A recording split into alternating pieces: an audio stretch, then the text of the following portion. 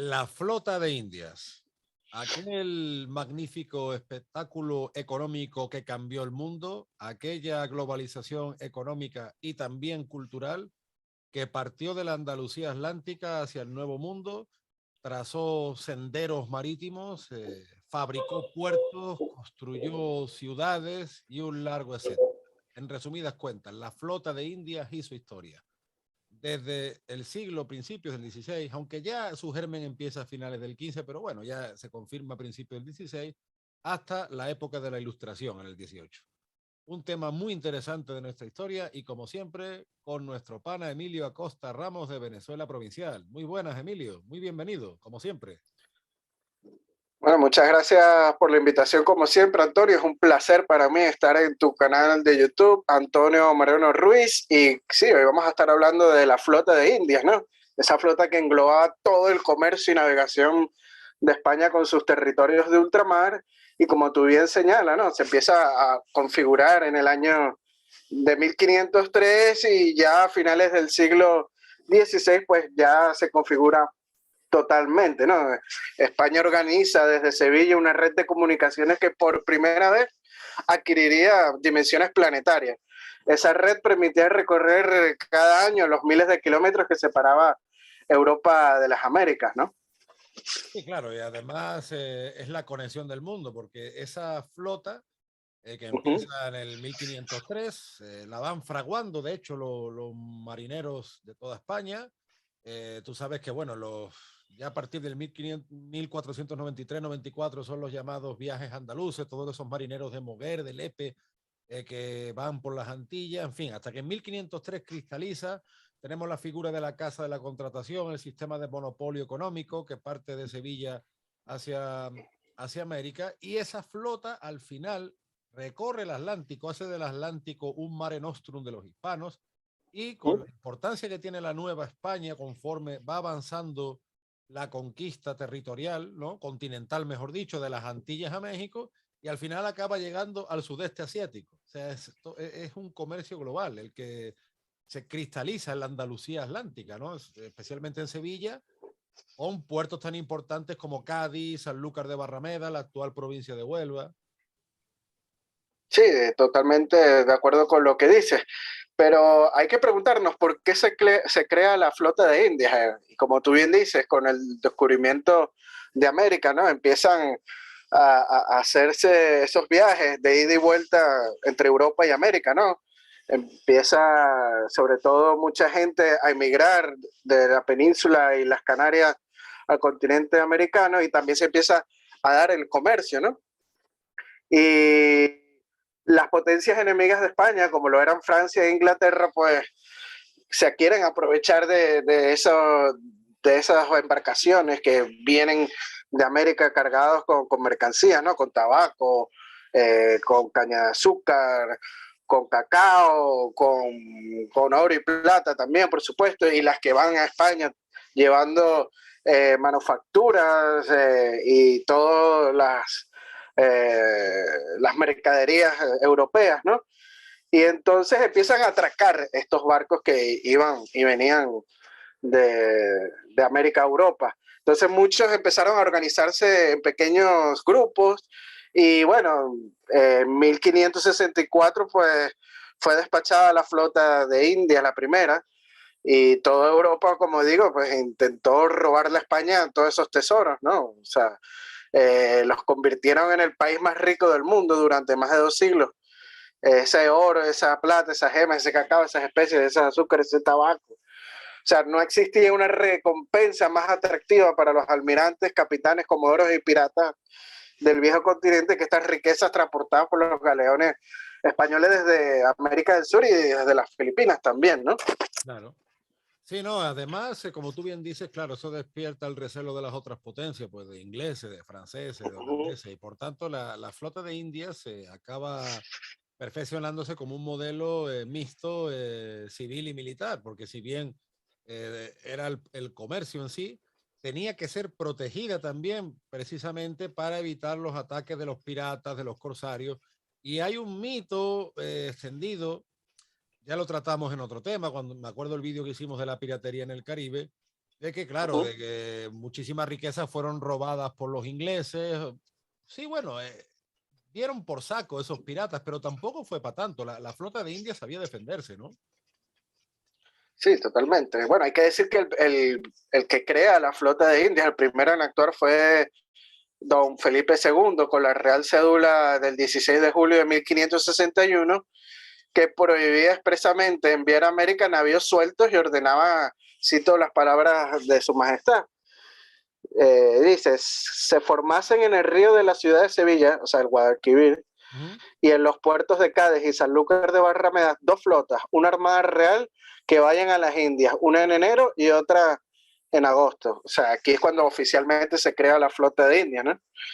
Y hay que decir que la última flota de India fue despachada de Nueva España en 1776 al mando de Antonio de Ulúa, y en la década de 1780 pues España abrió el mercado del continente americano, ¿no? O sea, en más de 250 años las pérdidas por ataque fueron mínimas. Claro. Puede calificarse como una de las operaciones navales exitosas de la historia, nada más entre 1540 y 1650, que es el periodo de mayor flujo en el transporte de oro y plata, de los 11.000 buques que están registrados en Sevilla, que hicieron el recorrido América-España, se perdieron solo 519 barcos.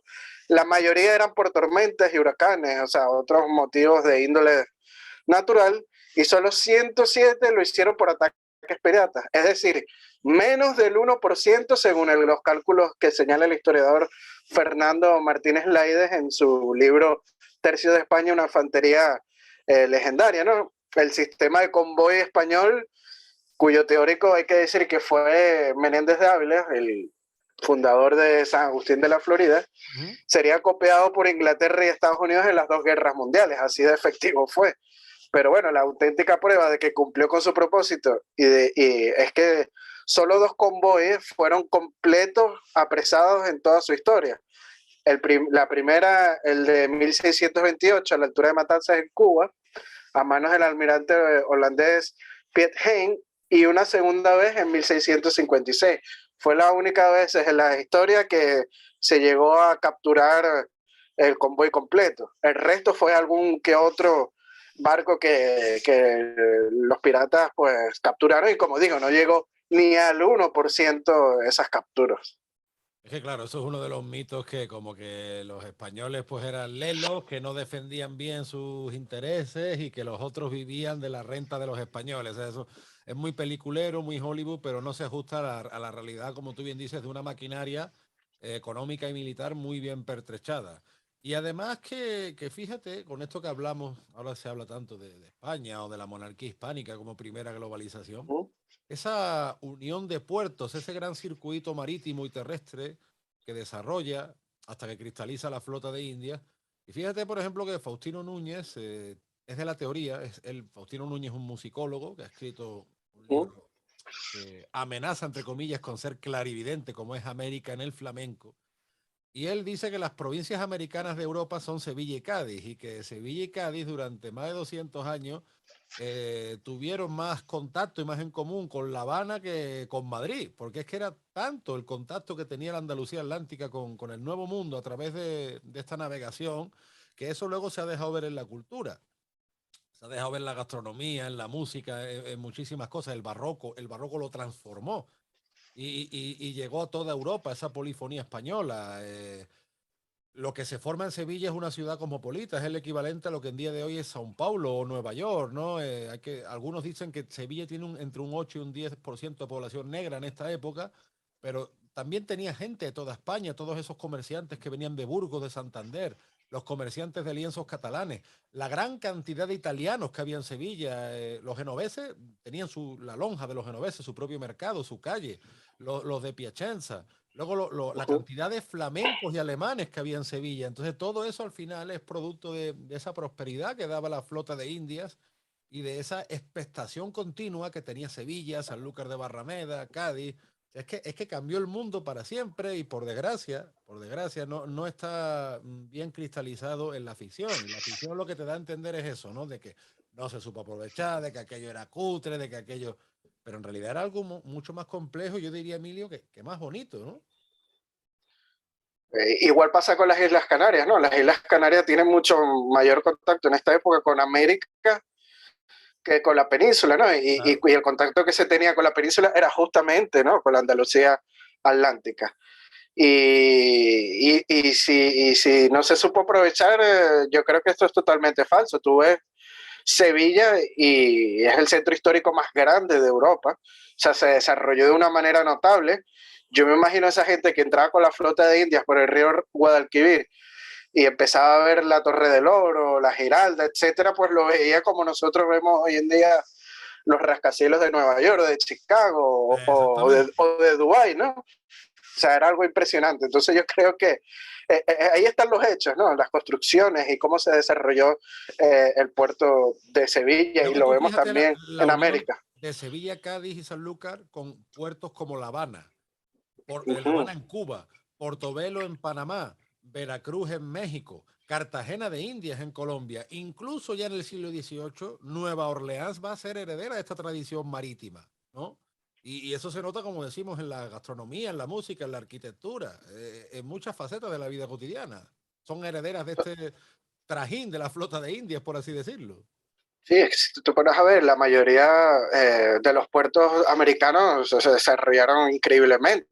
Inclusive a partir de 1569, las flotas se diferenciaron en dos flotas, por llamarlo de alguna manera, ¿no? La que iba a México, cuyo destino final era el puerto de Veracruz, que debía zarpar de España en el mes de abril, empezó a llamarse la Armada o Flota de la Nueva España, que para distinguirla de la otra, ¿no? Que terminó siendo conocida como simplemente como nombre la Armada o Flota. La otra se llama la destinada a tierra firme, o la flota de tierra firme, cuyo terminal era Nombre de Dios, sustituido luego por Portobelo, el actual Panamá, Uh -huh. tenía que partir en el mes de agosto, ¿no? Y se llamó la flota de los galeones y finalmente los galeones. La flota de tierra firme que ponía también rumbo a Cartagena, dejando la travesía a algunos mercantes que se dirigían a Margarita, a La Guaira, a Maracaibo, a Ribacha, Cartagena de Indias y Portobelo, como bien dicho, es su destino final. Y en Portobelo es donde se unía con la flota del Pacífico proveniente de Perú, que desde los puertos del Pacífico de Panamá, pues iban por el Camino Real y se conectaban con el Caribe panameño, ¿no? Haciendo toda una conexión por todo el imperio español, ¿no? Algunas veces inclusive también navegaron juntas las flotas y la flota y los galeones, o sea, el de la Nueva España y Tierra Firme, pero cada una de ellas manteniendo su personalidad y mando. O sea, vemos la cantidad de puertos que se beneficiaron, Veracruz, La Habana, Puerto Cabello, La Guaira, Cartagena, y todos grandes puertos, y lo vemos en su arquitectura, tanto militar como civil. Uh -huh. Sí, bueno, y a posterior incluso también la importancia que adquieren el Callao, Buenos Aires, ¿no? Que son herederos al final de esta tradición ¿No? marítima. Y más tarde también se incorporaría a la misma ruta transpacífica desde Filipinas. Claro. O sea, de hecho, con esta incorporación España pasaba a ser la primera ruta del comercio mundial de la historia, también de la más larga de su época. O sea, la totalidad del proyecto de España hasta Filipinas sumaba alrededor de 15.000 millas náuticas. Vale. Conectaba Sevilla con Veracruz en su tramo atlántico, Veracruz con Acapulco a través de la Ciudad de México por tierra y finalmente Acapulco y Manila atravesando la totalidad del Pacífico con el galeón de Manila.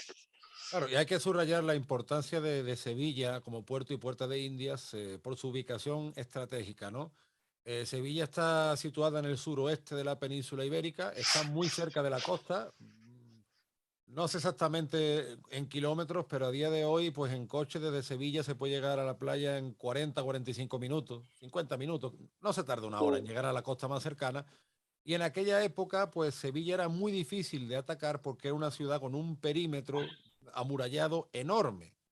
Entonces, por ejemplo, Cádiz siempre ha tenido la dificultad de, digamos que es una ciudad muy importante geoestratégicamente. Ya los fenicios la supieron ver hace no sé cuántos años, pero Cádiz es una ciudad que siempre ha tenido limitaciones para crecer, mientras que Sevilla tenía un perímetro amurallado y urbano impresionante y era muy difícil de atacar. Por tanto, los barcos remontan desde los puertos de la actual provincia de Cádiz, porque eso también hay que subrayarlo. La Sevilla desde antes de 1833 no es la Sevilla actual, porque en el año 1833 con el sistema liberal cambia la organización administrativa de España y se organizan en provincias, pero hasta antes se organizaban en reinos, reinos dentro de la corona de Castilla. Y el reino de Sevilla, la misma Sevilla ciudad, es el centro operativo de las actuales provincias de Sevilla, Huelva, Cádiz e incluso una parte de Badajoz y una parte de la actual provincia de Málaga. Sevilla es como el centro, dentro de lo que es el suroeste ibérico, Sevilla es un punto central amurallado con un río, con un paso del río enorme, donde un río que, como navegable, como es el Guadalquivir, que además De hecho, hoy en día también siguen subiendo barcos al exactamente, Guadalquivir. sigue siendo navegable y por tanto era muy difícil de atacar, porque Cádiz, por desgracia, sí sufrió ataques de piratas, pero Sevilla era muy difícil. Y una vez que llegaban los barcos al puerto fluvial de Sevilla y se veía la Torre del Oro y se veía el Arenal y se veía Triana, ahí como que estaba más seguro. Entonces, por eso es la importancia estratégica de Sevilla. Pues muchas veces, Emilio, la gente se pregunta, pero bueno, ¿cómo salían los barcos de Sevilla si en Sevilla hay río pero no hay mar? Pues precisamente por eso. Sevilla tiene la ventaja de el cauce del Guadalquivir enorme, que es navegable, y era una ciudad que se protegía mucho más fácilmente que otras y por su ubicación, pues además no está lejos de Portugal, conecta con Córdoba, que era otra ciudad importante de la época, en fin, todo esto hay que tenerlo en cuenta para entender el sistema de flota de Indias que se convierte, como decimos, en una globalización. Sí, totalmente, de acuerdo contigo. Y después, claro, se traspasa hasta Cádiz, ¿no? Como puerto principal de la flota de Indias, porque los barcos pues van aumentando su tamaño y entonces ya pues se le hace difícil pues subir el Guadalquivir, ¿no? El río Guadalquivir. Algo que también hay que señalar que es importante, Antonio, en este tema de la flota de Indias es la creación de la Real Armada de Barlovento, ¿no? Es como una especie de flota policial del Caribe, ¿no? Y que se unía a la flota de Indias cuando ella iba ingresando al Caribe, porque hay que decir que el Caribe, pues en aquel momento, en los siglos XVI, XVII y principios del XVIII, pues estaba infectada de estos piratas anglosajones, holandeses y franceses, ¿no? Entonces Felipe III, ante la amenaza que supone estos piratas a la hegemonía española en América, proyecta la Armada de Barlovento teniendo como experimento primero limpiar las salinas de Araya en Venezuela de holandeses, porque acordémonos que la península de Araya pues era un punto muy rico en salinas y los holandeses ingresaban a robar las salinas. Y en 1605 zarpó una flota desde Lisboa, desde Portugal. Acordémonos que Lisboa en ese momento era parte de la monarquía hispánica y estaba comandada por Luis de Fajardo. Su misión fue un éxito, apresaron varios barcos holandeses y destruyeron sus instalaciones en Araya, dando comienzo a otras misiones hasta que en 1635 se crea finalmente la Armada de Barlovento, ¿no? Esta se encargó, como bien dije, limpiar de enemigos las costas caribeñas y garantizar la seguridad de la flota de Indias. Sus puertos apostaderos durante la época de huracanes fueron Puerto Cabello y La Guaira en Venezuela, gracias a la seguridad meteorológica. Venezuela es un lugar donde muy escasamente pasa algún huracán, ¿no? Y bueno, en 1668, en tareas de patrullaje en el Golfo de Venezuela, se enfrentaron a una fuerza muy superior de piratas ingleses que destruyó 3 barcos y dejó más de 130 muertos. Este fue el peor desastre de la Armada de Barlovento. También en 1696, 4 buques franceses echaron ancla frente a la Rada de La Guaira, haciéndose pasar por la Armada de Barlovento, y al día siguiente capturaron al barco de 40 cañones el Santo Cristo de Maracaibo, del capitán Francisco de Córdoba, que servía como buque anual para reabastecer y llevar a España los productos de la isla de Margarita, conocido como el petache de Margarita. Las noticias llegaron a los españoles y las baterías de La Guaira reaccionaron y empezaron a cañonear a estos barcos franceses. El Santo Cristo de Maracaibo es recapturado y hay que decir que fue el galeón de mayor porte de la flota de Indias en 1702 y fue hecho en el astillero de Maracaibo. A finales del siglo XVIII, el navío Santísima Trinidad llegó a ser la nave almirante de la Armada de Barlovento, repostando varias veces en los puertos venezolanos y por supuesto en La Habana, donde fue hecho en su astillero, y en más de 200 años las pérdidas por ataques también fueron mínimas, siendo una de las operaciones navales también más exitosas, ¿no? Militar, podemos hablar en cuanto a lo militar, ¿no? Sí, bueno, como estamos diciendo, la flota de Indias al fin y al cabo fue una globalización cívico-militar. Estaba el tema comercial, económico, administrativo, pero también el tema de autodefensa, de ejército, de milicia. Y por eso muchas veces los piratas preferían atacar directamente los puertos, como hicieron los franceses en el siglo XVII, Cartagena de India, o como hacían los ingleses en el Caribe. Pero existe la idea, yo creo que propagada por Hollywood, de que atacaban la flota. Sí, bueno, la flota sufrió ataques, pero se defendía muy bien y tenía soldados muy experimentados y la monarquía hispánica conllevaba una potencia militar. No, no era tan fácil, ¿no? No era tan fácil sacar botín. Es más, todos los ataques, incluso los ataques a los puertos, Cartagena de Indias, bueno, el ataque francés fue una incursión pirática, pero siempre que se intentó una invasión territorial continental se fracasó. Recordemos el estrepitoso fracaso de los ingleses en Cartagena de Indias, por ejemplo, ¿no? O el estrepitoso fracaso de los ingleses ya a principios del 19 en Buenos Aires y Montevideo. O sea que como te digo, es una de las cosas que pretenden manchar nuestra historia. Y por desgracia, Emilio, yo creo que la flota de India ahora se está avanzando un poco en el mundo de la afición, a muchos aficionados al cómic, pero es que la flota de India necesita, yo creo que incluso series de televisión, películas, música, pintura, qué sé yo, porque es una hazaña histórica con muy poco parangón, probablemente sin parangón, ¿no? Directamente. Sí, bueno, a lo mejor tal vez la ruta de la seda, ¿no? En tiempos atrás. Ujú. Pero en cuanto a lo marítimo y en cuanto a lo global, pues yo creo que es la más importante de la historia, sin duda alguna. Y como bien dice, los piratas sí trataron de atacar puertos, pero hay que decir que la monarquía hispánica empezó a fortificar esos puertos. Vemos Cartagena de India, lo fortificado que está. Yo creo que es una de las más maravillosas del mundo, su fortificación, ¿no? Castillo de San Felipe de Barajas. Después empezaron a atacar puertos más pequeños, como por ejemplo los de la costa venezolana, que también se fueron fortificando. Venezuela, la costa venezolana, tiene más de una treintena de fortalezas y es la costa más fortificada del Caribe. En cuanto a número de fortalezas nos referimos. Y igualmente pasó con otros puntos del Caribe, como en San Agustín en la Florida tiene su gran fortaleza de San Marcos. Veracruz también tiene una hermosísima fortaleza, La Habana, todos O empezaron a fortificarse. Sí, el Real Felipe en el Callao de la época de Felipe V es impresionante. también. Y bueno, ya a partir del siglo XVIII, todos estos puertos, desde el más pequeño hasta el más grande, tenían su fortaleza y es cuando empieza a decaer la piratería, ¿no? Y ya a finales del siglo XVIII, pues ya no hay ataques de piratas y la flota de Indias, pues deja de ser necesaria, ¿no? Y se abren todos los puertos americanos y empieza a haber este libre comercio y ya podían partir individualmente un barco desde América a Europa y viceversa. Claro, y además, fíjate, por ejemplo, ahí Sevilla empieza un poco una época de postración que no tanto de postración, porque realmente en época borbónica, muchas zonas del interior de Sevilla, lo que vemos es un aumento demográfico y un aumento comercial, es decir, muchas fortunas de la flota de India se repliegan hacia sus cuarteles interiores y, por ejemplo, en mi comarca, el Aljarafe, que es un conjunto de pueblos cercanos a Sevilla, pues tuve muchas torres de las iglesias que son de época borbónica, muchas haciendas que se reconstruyen en esa época, o sea, muchos nobles, muchos comerciantes invierten en la agricultura.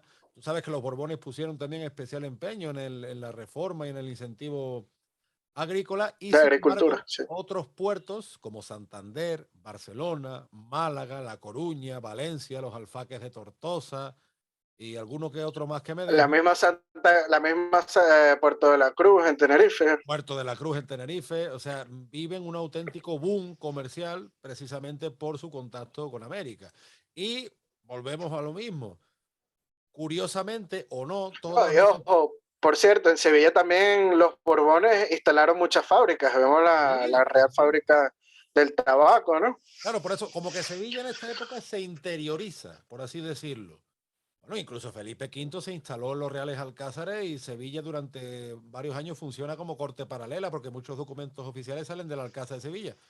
Pero lo que te decía, por ejemplo, es curioso que en estos Ujú, puertos que he nombrado, luego, ya a principios del 19, empieza a entrar la moda de las canciones habaneras. Y en ujú. Cataluña, en toda la costa del Cantábrico, incluso en Valencia, entra esta moda, curiosamente, o no, no es curiosidad, no es casualidad, al revés, es causalidad, porque son los puertos que empiezan a comerciar más a fondo con América y por tanto absorben las modas, absorben muchas modas del textil, de la música, etcétera, etcétera, ¿no? Sí, claro, no solo fue un intercambio comercial, también fue un intercambio cultural. Ahí llegaban marinos de todas partes del imperio, ¿no? De las Américas, muchos marineros provenían de la península de Canarias, inclusive de Filipinas, ¿no?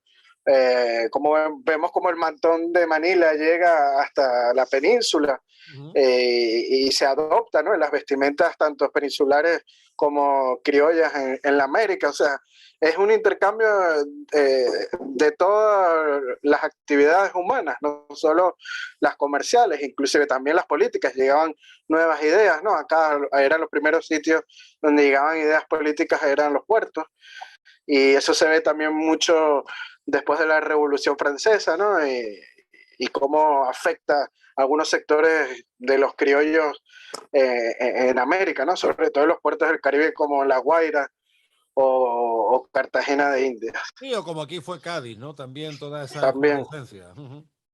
exacto. O sea, para bien y para mal, ¿no? Y para mal, sí, sí, sí. Todo llega a los puertos antes. Bueno, yo siempre he escuchado, porque yo he transitado mucho la zona de Huelva. Huelva, para nuestros oyentes, nuestros televidentes del otro lado del charco, Huelva es la Andalucía fronteriza con Portugal, ¿no? El suroeste de España Tiene ya unas playas magníficas, por cierto. magnífica, sí, señor. Yo he transitado mucho porque yo estoy en la provincia de Sevilla, pero en dirección Huelva, hacia el oeste. Y por ejemplo, en los años 60, 70, en Isla Cristina o en otras poblaciones de la costa de Huelva había más salas de fiesta que en la misma Sevilla. O sea, siempre en los puertos no hay más movimiento. Más movimiento, sí, por supuesto. Bueno, dicen que en el mar la vida es más sabrosa, ¿no? Bueno, depende, ¿eh? Depende porque la vida marinera también tiene mucha dureza, ¿eh? También Claro, tiene claro. una vida. No, pero estamos hablando de los puertos. Eso sí, eso sí, eso sí. Si tú vas y vienes andurreando por el puerto, ¿sabes? Como se dice en Hispanoamérica, eso es otra vaina. Exacto. Es más sabrosa la vida. Pero ya echarte armada como pescador, ya eso sí es, Sí, o marinero. es una faena de mucho respeto y sobre todo en aquella época que tantos peligros en alta mar veíamos, ¿no? Que sobre todo con los ataques piratas. Claro, si vemos peligro en nuestra época, imaginemos, no, pues hace siglos, ¿no? Pues nada, Emilio, la verdad que es un gran placer haber tratado este tema tan apasionante y tan determinante y tan vital de nuestra historia, que ojalá se le vaya dando más importancia y ojalá toda esa legión de artistas, de músicos, de pintores o incluso de arquitectos que se inspire, porque fíjate, por ejemplo, la Exposición Iberoamericana de Sevilla en el 1929, la cantidad de arquitectura que inspiró. Tú caminas por Sevilla y ves el pabellón del Perú, pabellón de Chile. A día de hoy son edificios de la administración, civiles, y dejó una maravilla por esa inspiración que tuvo una exposición iberoamericana. Pues ojalá todo esto se vea reflejado en las artes y vaya cambiando nuestra mentalidad para saber aprovechar mejor esas cosas tan buenas de nuestra historia y que tengamos más orgullo y, como tú dices, que nuestra vida sea más sabrosa, ¿no? Totalmente de acuerdo contigo. De hecho, el documental de España, la primera globalización, es un primer paso a eso, ¿no? Hablaron de la flota de Indias y de cómo conectó, ¿no? Todo el planeta Tierra. La primera globalización mundial, pues es por eso, por esa flota de indios que conectaba, como bien dije, todos los puertos atlánticos, todos los puertos del Pacífico con Filipinas, la península, todos los puntos del inmenso imperio español donde no se ocultaba el sol. Correcto, pues antes de irnos saludamos porque Emilio y yo compartimos patrocinadores en la aplicación Patreon, y saludamos a Borja Ares y a José Alberto Gil. Martínez. Sí, señor.